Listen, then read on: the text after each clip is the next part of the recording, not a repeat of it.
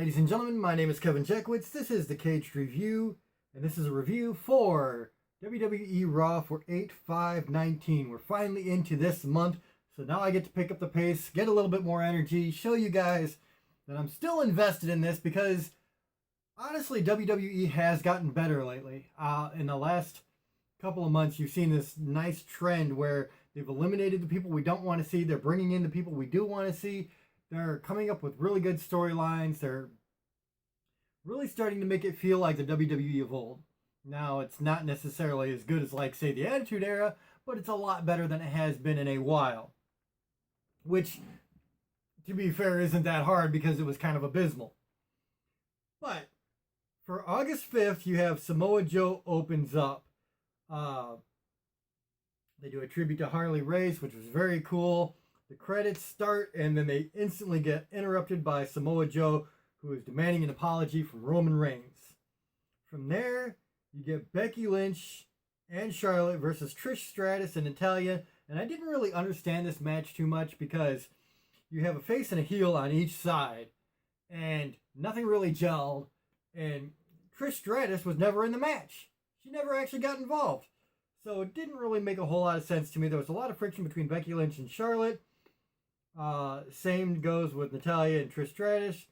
At the end of the day, Becky Lynch and Charlotte win via DQ, whatever.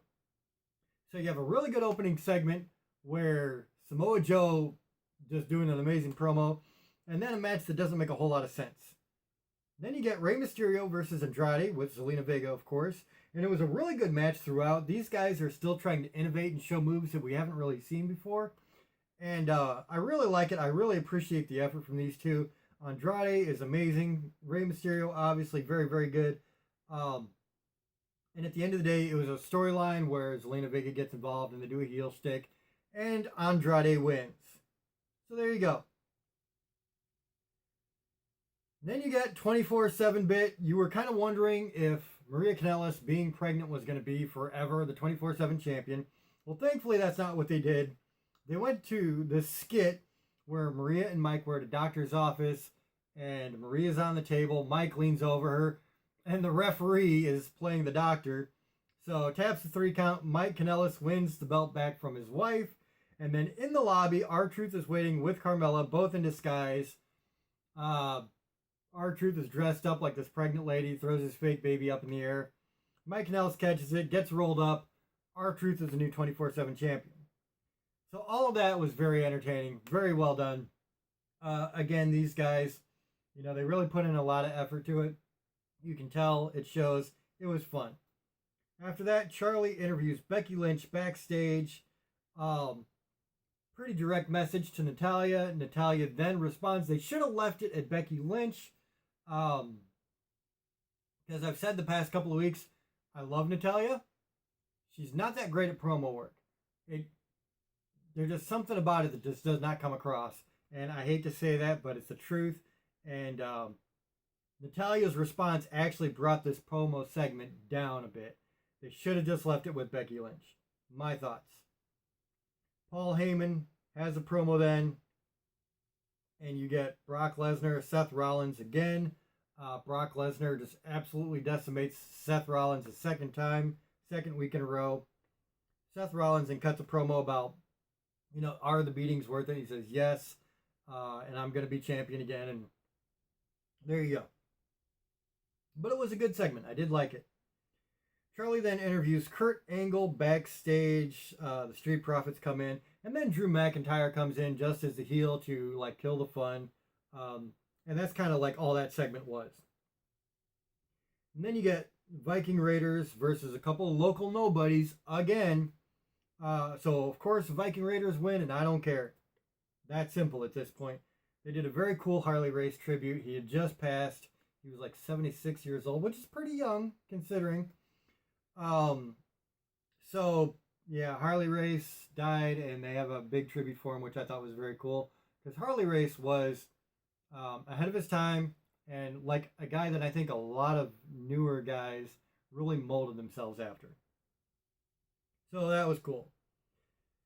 Then you get Drew McIntyre versus Cedric Alexander with Kurt Angle as the guest referee. It gets thrown out. The Fiend attacks Kurt Angle. So basically, Drew McIntyre and Cedric Alexander, they're fighting outside the ring. Nothing really happens with that. And then the Fiend grabs Kurt Angle in the middle of the ring, puts the mandible claw on him, and there you go. So it was pretty cool. It's the second time you see the Fiend, because the first time was Finn Balor last week. So it was good. I liked it. Then you get Big E and Xavier Woods versus Gallows, who's got this new look. He's got face paint on now. He's with Carl Anderson, of course. They are with AJ Styles. Xavier Woods and Big E win by DQ. Ricochet comes out, and then it becomes Big E, Woods, and Ricochet versus the entire OC. Decent match for what it was. The OC win. What more can you say? Then you get a Samoa Joe promo. Roman Reigns pulls up in this parking lot. Samoa Joe goes to him. And then out of nowhere, this car comes and smashes into Roman Reigns' car. So it looks like, obviously, Samoa Joe is not the guy trying to take Reigns out. After that, you get Asuka and Kairi Sane versus Mandy and Sonya Deville versus Alexa Bliss and Nikki Cross versus the Iconics. And this is a 4-way elimination for the Women's Tag Championships. And at the end of the day, Alexa Bliss and Nikki Cross win the belts. The Iconics were the first ones to go. They were the first ones to get pinned and eliminated. So I really like that. I was very happy to see that. I hate to say it, but I don't like the Iconics. They suck in the ring. They suck on the mic. It's not a personal thing. They bring nothing to the table.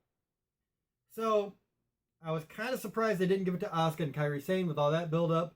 But Alexa Bliss, Nikki Cross, it's interesting. And we'll see where it goes. So there you are. They end the show with Miz TV. He's got Shawn Michaels on it. He's got Dolph Ziggler on it. And this is supposed to be a contract signing between The Miz and Dolph Ziggler. Dolph Ziggler signs the contract. They're both jaw-jacking. Miz says, well, you know what? The match isn't with me. You didn't read the fine print. Your actual opponent is. Goldberg's music hits. It was a really good swerve. And after Saudi, I was really worried about how people were going to react to Goldberg. I didn't even know if he'd come back, but he came back very quickly. And he got a very big response, which was very good. And I think it was very important for what was happening here. So Goldberg gets a huge pop. He signs a contract. So now at SummerSlam, it is Dolph Ziggler versus Goldberg. I don't mind that. I think that we kind of expected it to be a short match, typical Goldberg fashion. But if it kind of restores some of what happened from Saudi Arabia and kind of, untaints the image a little bit, I'm all for it. So that's where they end the show. I thought it was pretty cool.